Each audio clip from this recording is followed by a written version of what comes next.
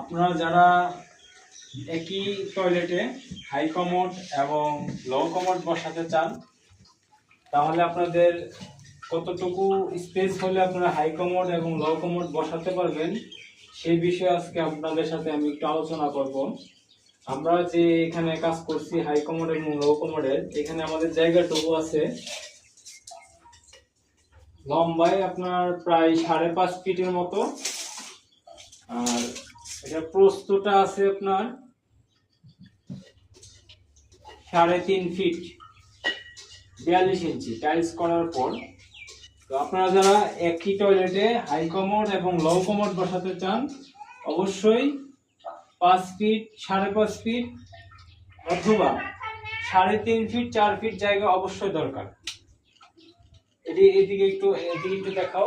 এখানে আমরা একটা লোডাউনের প্লাগ ব্যবহার করছি, এটা আমাদের খুবই ভালো স্কিম।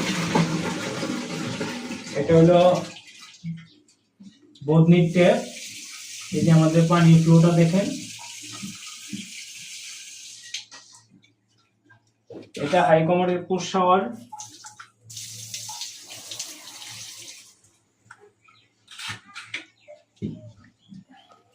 এই যে হাই কমোড,